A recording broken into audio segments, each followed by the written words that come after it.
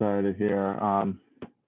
Welcome everybody. I think this is the fourth meeting of the year. Wow, our fourth meeting of 2021 set already. And we're very excited to host Merrill Lynch here today. So we're gonna hear our announcements. You guys know the routine, hear from the Spartan Journal, and then we'll kick it over to them. So. All right, just a couple announcements here today. So first one here is we actually have the opportunity to volunteer here in Lansing. So if anybody is here in the Lansing, East Lansing area in March, we have the opportunity in small groups to safely and social distantly volunteer for the Lansing Food Bank. So this first one is Wednesday, March 3rd for 2 hours from 5 to 7 p.m. And then the next one is a Friday, March 19th. So these are next month. I dropped the sign up form in the Google Drive, but what we're going to be able to do is in groups of up to 8 people, we can go to, there's 2 different locations. I'm not going to give you the details now, but we're going to be able to go to these locations here in Lansing and pack backpacks for underprivileged youth in the area. So it's an awesome thing. It's a chance for us to get together in person, like I said, safely and social distance, but it's going to be an awesome opportunity. So if you guys are interested, check that out in the Google Drive. Other one here before I open up for questions about that is joining an FPA committee. So thank you to everybody who made it on Friday to the first annual Student Success Summit. It was a success. It was fantastic.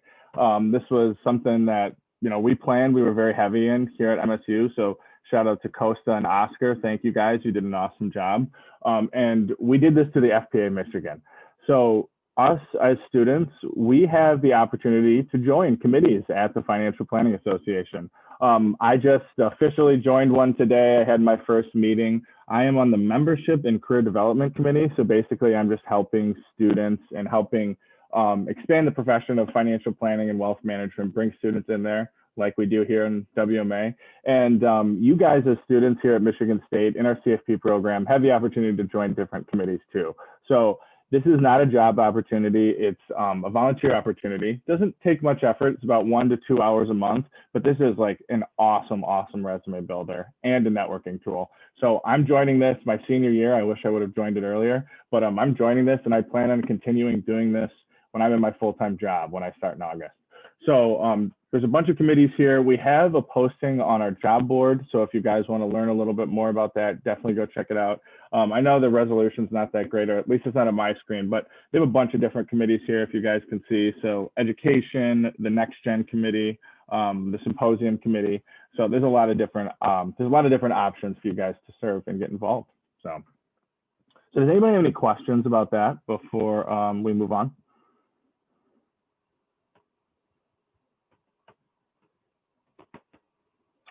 Doesn't look like it. So with that, I'm going to kick it over to Varun with Spartan Journal. Yeah, so this week I wrote about Bezos stepping down as Amazon CEO. It was announced on Tuesday, and that news came as a surprise to many after Amazon recorded its highest performing year ever. They really thrived in the COVID environment, so it was odd to see that Bezos was stepping down. Bezos founded Amazon in 1994, and they now cover several market branches from movie streaming to online retail and even groceries. Under Bezos' leadership, Amazon surpassed a $1 trillion market cap and is now worth over $1.6 trillion. The top cloud executive, Andy Jassy, who's the CEO of Amazon Web Services, will now be transitioning to CEO. With that said, Bezos is not leaving the company entirely. Rather, he's transitioning to executive chairman. So he'll still have his hands and fingerprints on a lot of the executive actions and big projects that are going on within Amazon. Yet the reason Bezos claimed that he's stepping down is because he wants to focus his attention on early initiatives. And he's starting the Bezos Earth Fund, where he'll be issuing grants of millions of dollars to scientists and other organizations that are looking out to save the natural world. That begs the question, with all the bad press that Amazon has been receiving lately, specifically Bezos, who me and Justin were talking about, has been being made out to be kind of a snobby millionaire, a greedy millionaire. Is it all just a marketing scheme to create a favorable impression for Amazon? And going along with that, After Bezos announced that he's going to be stepping down, other C-suite executives have announced that they'll be handing off their positions. CNN President Jeff Zucker and Maersk CEO Kenneth have also announced that they'll be stepping down from their roles as well. I'll pass it to Andrew now. Yeah, so Andrew's not here today. He has another meeting, so I'm going to be covering his story today. So he did his on credit, which is the largest wealth management firm in the world, with assets under management at $1.25 trillion. They operate out of Switzerland and manage some of the wealthiest people on the planet. In 2017, an employee by the name of Patrice Lescaron was charged with multiple charges of forgery, fraud, and criminal mismanagement by prosecutors in Geneva. In 2018, he was found guilty and he was sentenced to 5 years in prison. And one of these events was undocumented trades, mainly in Raptor Pharmaceutical. Over 10% of the company was owned by Luskerton and his clients, which automatically banned him from purchasing more of those shares. He was not deterred by this ban and buying shares up until 2015. The stock ended up tanking the same year due to lackluster drug testing, and his fraud was then discovered. So the Wall Street Journal reports that between 2010 and 2015, over 180 emails were triggered for potential data breaches. He avoided fraud by giving clients self-made spreadsheets and actual account statements. While Credit Suisse denies these allegations, it's believed that they knew this as far back as 2000, but ignored it because they were profiting from this. Mr. Lescaron committed suicide in 2019 after a 2-year pretrial, and he has clients that were suing the firm for over $800 million. For more information regarding this article, there's a lot of Wall Street Journal sources on our website under Andrew's article. With that said, I'll pass it on to Nick. He'll talk about the federal minimum wage. Yeah, so this week I wrote about the debate on minimum wage. So most of you know that President Biden is pushing for an increase in the minimum wage. Currently, it is $7.25 an hour, and he's pushing for it to more than double, go to $15 an hour. And there's a lot of debate about this in Congress, especially between Democrats and Republicans, where there's a lot of controversy. Republicans feel that increasing it all the way to $15 could harm the economy more than benefiting it, because they feel that it could put more people out of jobs than actually benefiting those in poverty right now. However, those in the Democrats, they feel that the low-income workers, they will be able to get out of poverty and help those with low incomes get a more equal share up to those with the higher wages. So now I'll pass it on over to Derek. Hello, everybody. So today we're having my mom. You guys can call her Carol. So she is almost done with her second year in the FAPD program with Merrill Lynch. She's going to give you guys, her background, information about the program, her experience in it, and kind of lead you guys in the right direction as far as, where you can apply for some positions. Most of them will be, when you graduate this, the internship program, they only take like 1 or 2 kids out of the state of Michigan. But yeah, Mom, whenever you're ready, go ahead. Thanks, Derek. As far as sharing the screen, I'll go ahead and see if did you allow it so I can share the screen? There we go. Try it now. Sorry about that. Oh, that's okay. Good. Yeah. There we go.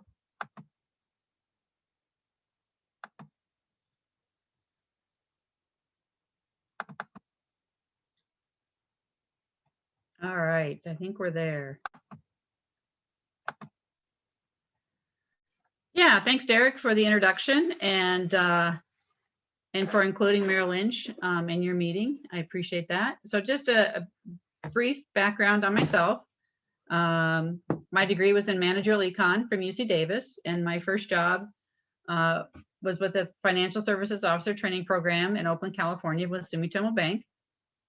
So I had a chance to work in the banking field for about 10 years.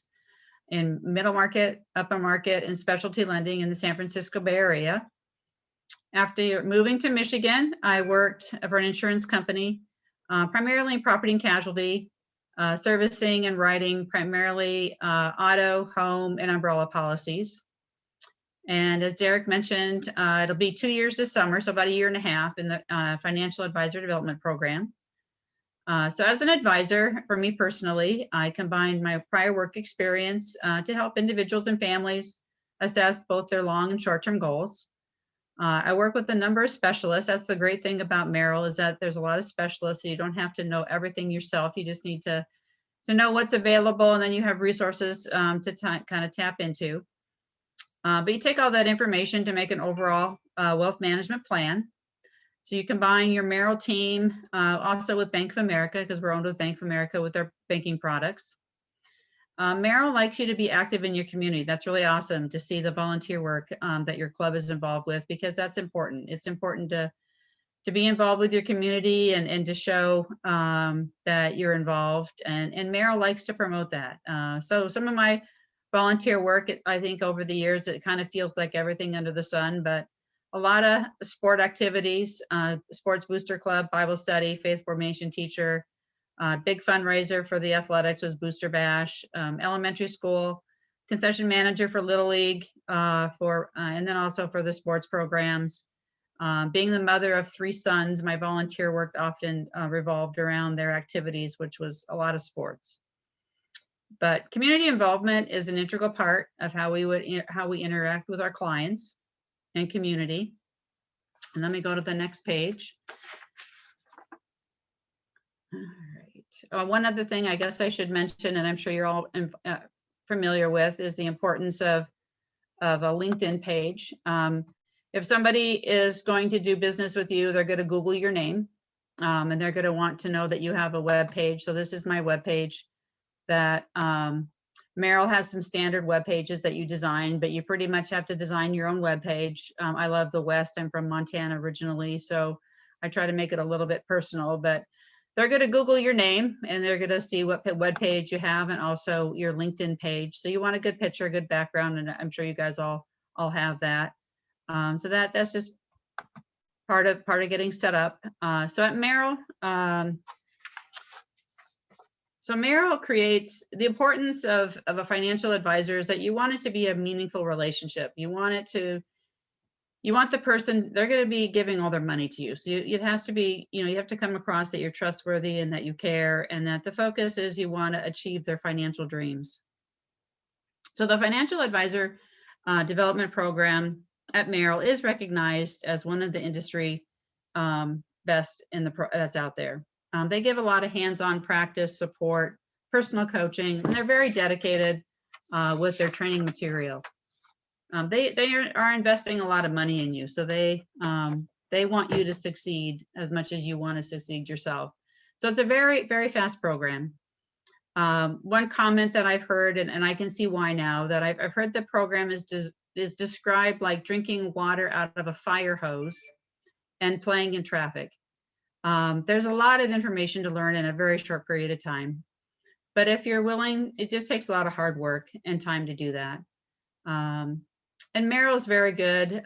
They cover everything for you, and they are considered best in class for training for their program.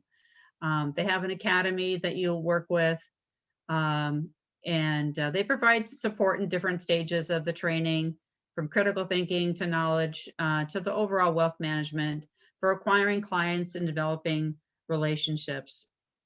One part that you get a head start on all this is through getting the SIE exam.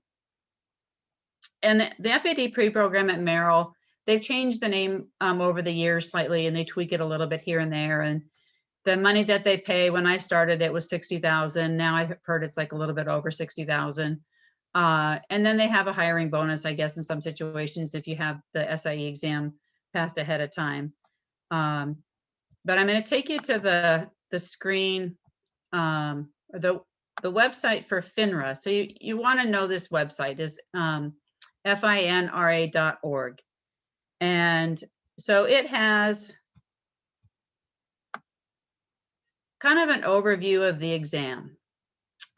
It's kind of a basic security industry information exam, covers products, risks, markets, regulatory, prohibited practices. You don't have to be with a firm to take the exam. That's something that's new. So the exam itself is 75 questions, multiple choice. It's an hour and 45 minutes. You need a 70 to pass. They do provide a practice test. So that'll be a good gauge to see how you'll do on the test. It has common questions. It has a course outline of what material's on it. So this is a good site to have. And it's the regulatory agency that monitors the exams that you'll need. And let me hop back over to this one. So part of the application process is not only getting your exam or the SIE exam out of the way, you could get that done. But when you apply for the job, it's pretty standard that they'll fingerprint you. They'll look at a background check, look at whatever kind of, if somebody has a record and that kind of thing. And that is, and rightly so, because you are dealing with money. So as a financial advisor with Merrill, you'll be developing and growing a book of business, looking to source clients, helping clients pursue and meet their financial goals, pretty standard within the industry.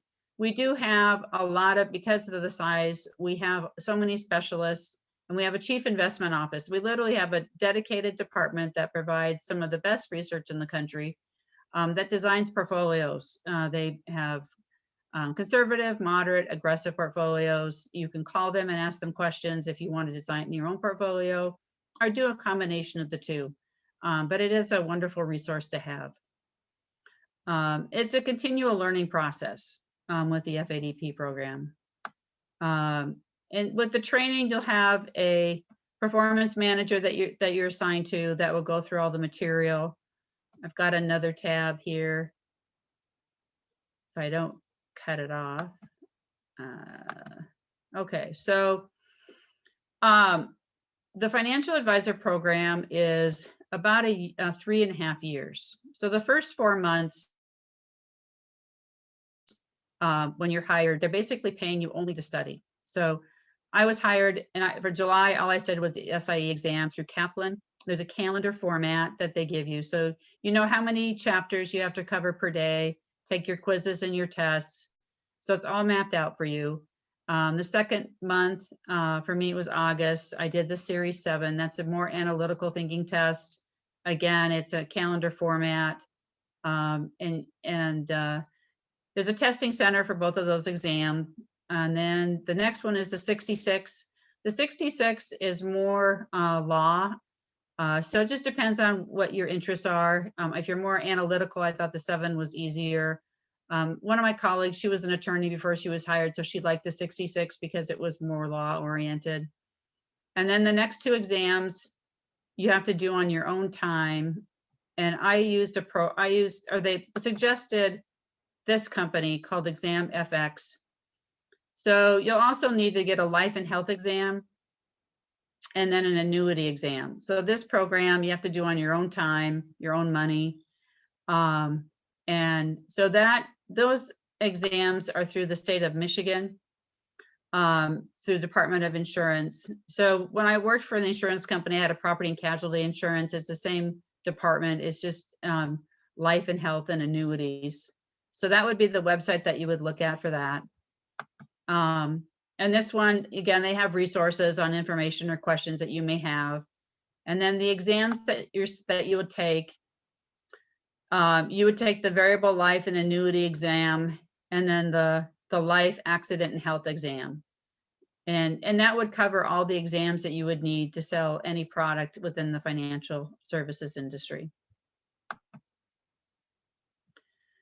All right, so it's very comprehensive. You cover, it's a lot of information.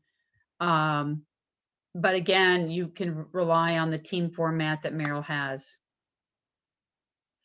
As far as one element that I will say that's beneficial going into the program is having a network of connections to draw on, like accountants or attorneys, or just, when the people that you go to school with will have lifelong friends that you can interact with trade business. And let's see here. Don't want to make it too boring for you, but I'll scroll down a little bit. As far as the job itself, to be a financial advisor, they're looking for someone who can time block their own time. No one is telling you when to do it and how to do it. It's all self-directed. So you pretty much have to set your own schedule, your own goals, how you're going to achieve them. No one is really holding your hand how to do your job. You have to take it upon yourself to, if you want to know something, you have to go ask it or go look it up yourself. You have to be careful or comfortable in a business development role that requires strong communication skills. You have to kind of be willing to talk to anybody about any subject matter, and in all different life stages, because you'll have people in their 20s, 30s, 40s, 50s, 60s, all with kids, grandkids, maybe older parents to take care of. There's a lot of different life issues to talk about with individuals. And then talking to people, you want it to be conversational so that it's comfortable for them, not too technical. And a lot of the job is listening, asking open-ended questions, having them talk, and then you can learn what's important to them. Because at the end of the day, why are they working? Why are they earning money? Do they want to travel in retirement? Do they want to help their grandkids? Do they want a beach house? Do they just want to live in the Southeast where it's warm and go to the beach all the time? You just need to figure out what's important to them. And as far as the job itself, when you apply for the job, there's a screening process that you go through. And I know Derek and I talked a little bit about some questions. I don't want to jump too far ahead or I'll spoil the questions that he has, but so I'll wait for that one. But the job does suggest that you have 3 years work experience before you apply for the job in the financial services industry. But a lot of my peers are all different ages. Some of my peers are right out of college, and some of them are 60 years old. So you got a lot of age range going there, a lot of different backgrounds of people. And so they're looking for people that are self-motivated, that are good communicators, analytical thinking. So it's a kind of a combination. So that pretty much covers it. And I believe Derek had some questions that he wanted to go over. Well, I mean, I do have questions, but anybody else, you have questions, feel free. I don't want to ask all the questions here. So, well, I guess first, Maya, you were talking a little bit before you cut yourself off, maybe about the interview process. Right. What is it like with them? And yeah, just why don't you just talk about the interview process? Yeah, no, thanks. I started talking about it and I thought, wait a minute, oops, that was one of the questions we talked about. But yeah, so the interview process is very thorough. You upload all your information to their website, and a lot of screening, a lot of testing that they do. They'll do a personality assessment test. You'll have a problem solving test. Then they'll have a kind of a crazy where it's timed, where you'll be given a question and you're making a video. And so they'll give you a question and then you have so many, minutes or seconds to respond. And then it automatically cuts you off and then asks the next question. So it wants to see how well you are at your problem solving skills, how well you handle pressure.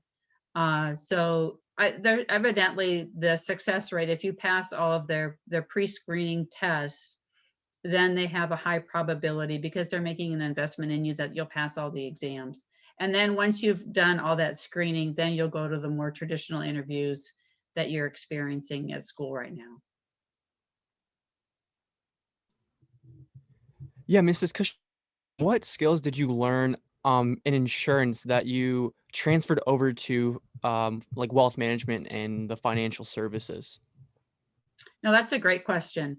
There's a lot of similar skills in both industry because you're dealing with customers and delicate information. So in the insurance industry, it was a combination of people walking in, asking questions on their existing policies or writing new policies. So I think that the information from how you gather information, how you talk to people, how you make them feel comfortable, and going through the problem solving process of what they need to insure and why they're insuring that certainly translates to financial advising because you're trying to collect information to meet their financial goals.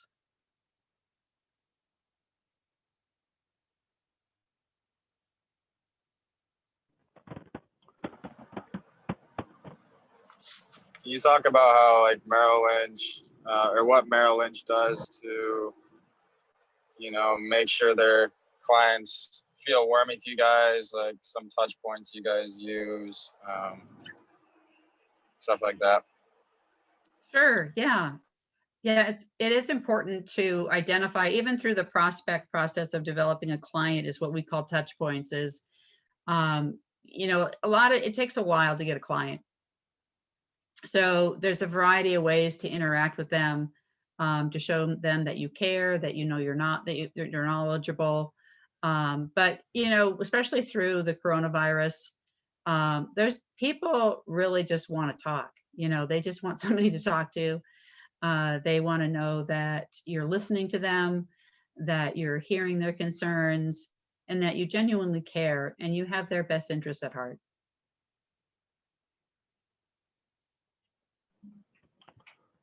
I have a question. If there was like a college senior who wanted to get into the FADP program, what would be your best advice for them? What should they be doing now to like maybe set themselves up to get in? Yeah, no, that's another good question. As far as I know from Derek and I have talked a little bit about this, and I think that I have seen some advisors take this approach and are very successful. So they'll, out of college, start their career as a client associate or as a CA.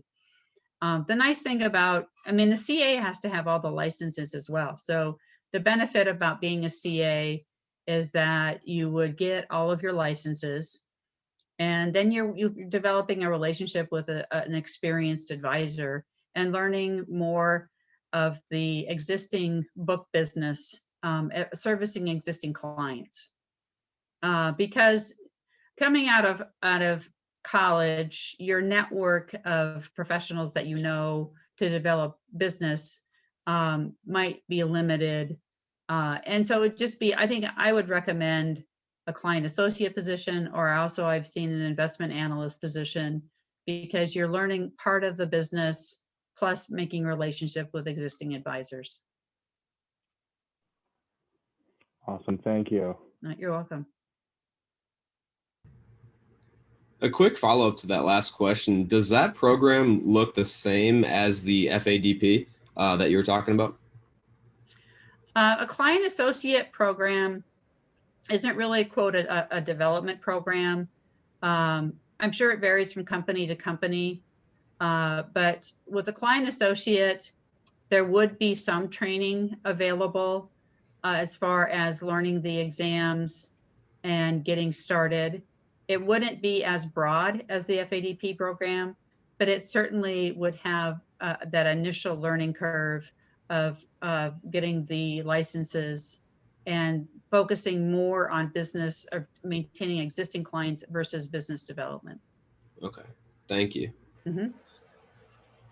Mom, with a client associate, are they able to oversee what the financial advisors do, or do you know some of the tasks that a client associate would do within Merrill Lynch? Yeah, it can vary a lot from team to team. Within Merrill, because there's different teams, different sizes of teams. Some people are sole practitioners, some are 2 or 3 people, and then some could be more than 10 people to a team. So it depends on the team structure within the organization. The larger the team, the more specialized a person will be in one particular area. The smaller the team, you'd have to do more than one thing. So some client associates cover everything from A to Z and are very beneficial to a small team because they're very diverse on what they do. Another client associate might just do part of the piece of the puzzle. So they might focus on the client reviews or just one particular aspect.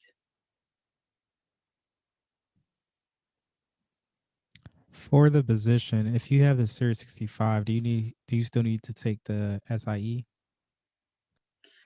The SIE is needed in order to take the Series 7. So they've changed it over, the license format has changed over the years. But in order to take the 7, you have to take the SIE first.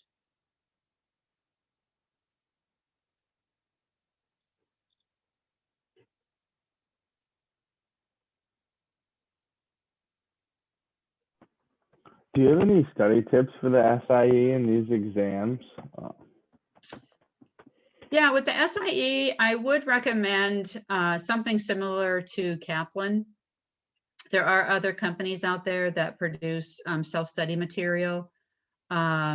With the way that I studied for the SIE was I had the Kaplan class. So I would have the manual saved as a PDF file. So the best way for me to study it is I had the manual on one screen. And then when I would take a quiz or a test, if there was a question that I didn't know the answer, I wasn't sure, then I could readily look up the answer, like do a Control F or a find function and find the information in the manual. But I do think an interactive, the difference between yourselves and myself is that you probably have learned a lot of the material in the SIE and some of the coursework that you're currently taking at MSU.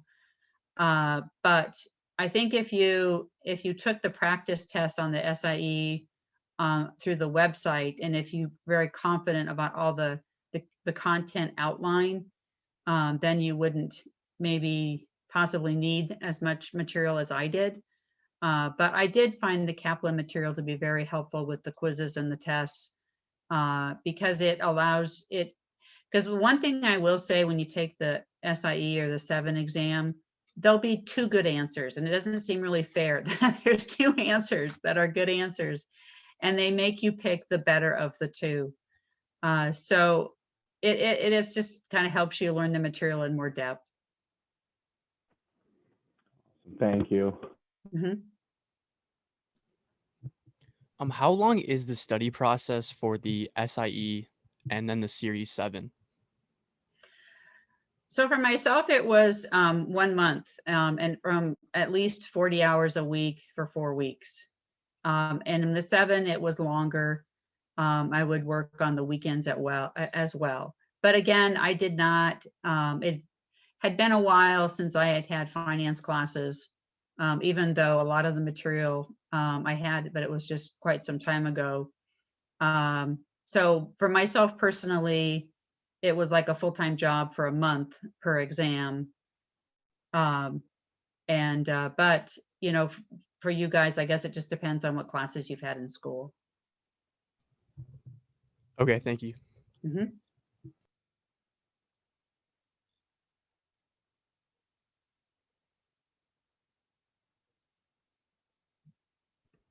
As far as internships and experiences, have you found that there's a lot of options within like Merrill Lynch and Bank of America, or are there places that you would recommend that juniors and seniors and even sophomores would go to before coming to Merrill or Bank of America?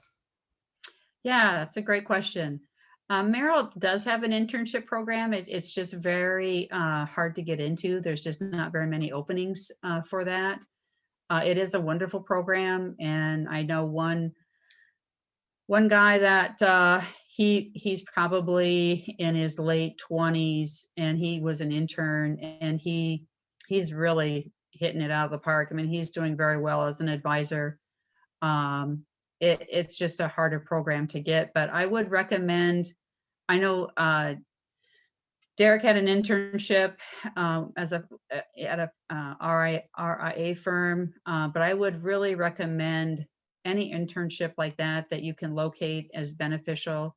Hopefully a paid one, even an unpaid one, if it's a really good advisor and they're willing to take you under their wing and train you, would be worthwhile. I do know some individuals have started in a variety of ways. They may start at the entry level with Bank of America to learn some of the banking side, because some of the larger metropolitan areas have financial advisors in the banks themselves.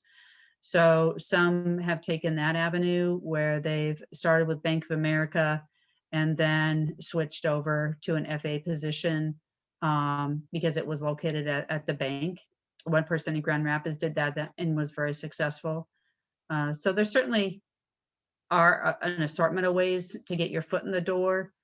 So I think I would look at all of them, whether it's an internship or working at maybe a bank position and then transferring over, or applying for the internship or a CA job as well.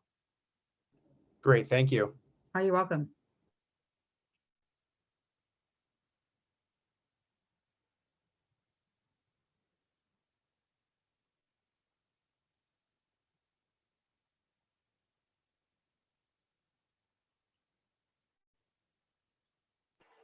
Well, I'll ask one more question. Can you talk about what Merrill Lynch did during COVID? I mean, as far as many different areas, like how they transitioned working from home, how long they're planning on you guys doing that, and did you face any struggles personally trying to find clients during that time? Yeah, that's a good question. When the coronavirus, when all that came out, there was a lot of unknowns. Nobody really knew how severe it was, or they just didn't know anything. And so automatically, we were told to work from home, and we didn't really know how long we would be working from home. So the importance of being adaptable to change and pivoting is a common word. I'm sure a lot of you have heard. But there's over, they had to coordinate over 200,000 people to work from home. So they had a dedicated work from home website, digital specialists to help you get set up for remote access so that you could log into your workstation at work. So a lot of technology then that they had to come up with, in addition to giving everybody a business iPhone. But they certainly were up to the challenge, and I thought did very well with it by providing the resources. I think that's one thing I will say about the company between Bank of America and Merrill is they're very good at identifying what resources you need to do your job, and then they make it happen. So, a dedicated team of digital specialists providing us with equipment that we may need. And then also the importance of just checking in on clients, not necessarily, to try and sell them a product, just simply to check in to see if they're okay. And I think a lot of the clients or individuals just appreciated the personal aspect of it, because if you take care of a person, then business naturally happens. If you build the relationship and the genuine care of a person, it just is a natural transition to developing business. There's always hiccups to go through, because you can't print from home. So everything has to be digital. So transitioning everything from paper to digital is a process. But they're constantly changing it, constantly updating it. And I'm confident that they will, just because of the size of the company and they've got the resources to do so.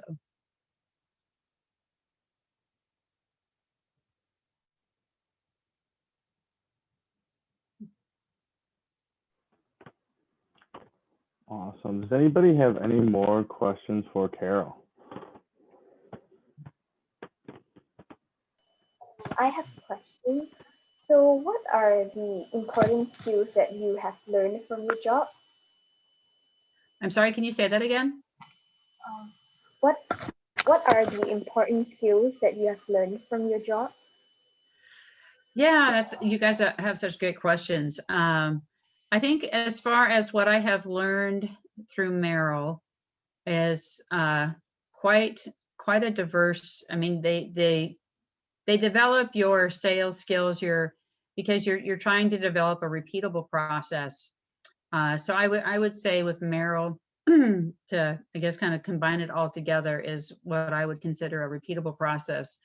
The importance of having a process of like initial contact with the client, to connection, to discovery, to a recommendation meeting. You're trying to come up with a procedure or a process from beginning to end, to complete a transaction. And I think they really excel at putting all those pieces together, so that you can, because if you want to make as many contacts as you can in a week, and the only way you can do that successfully is by having a repeatable process.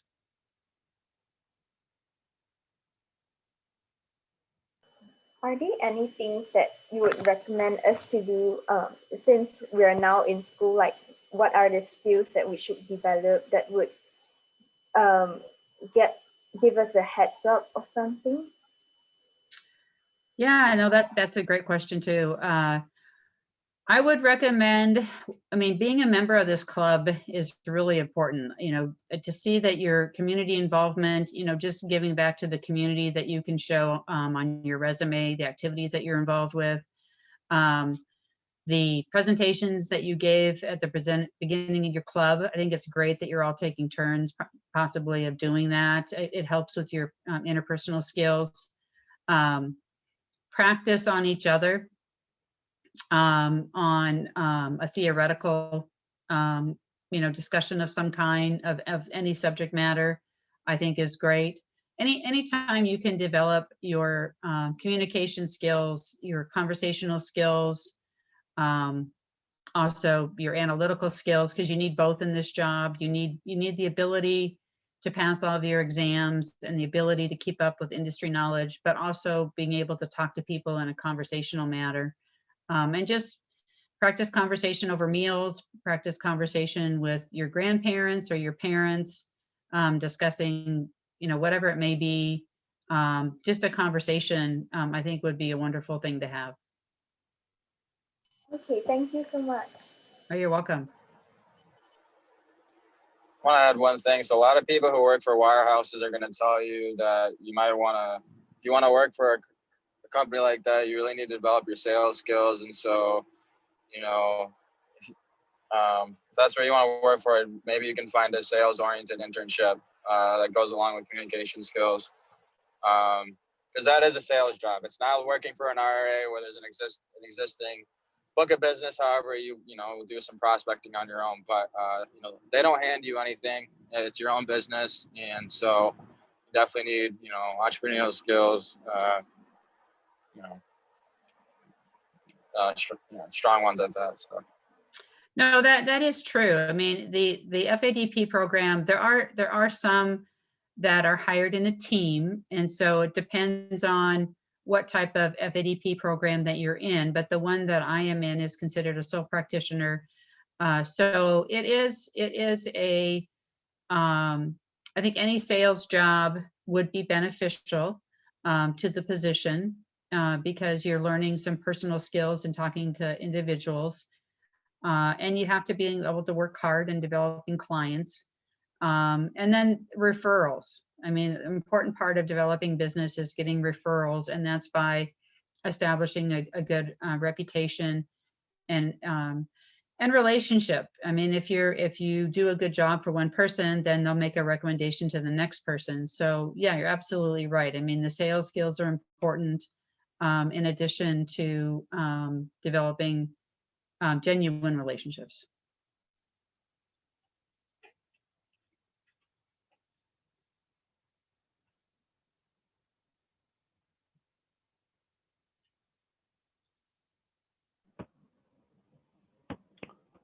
Awesome. This has been great. Thank you so much. Do we have any more questions?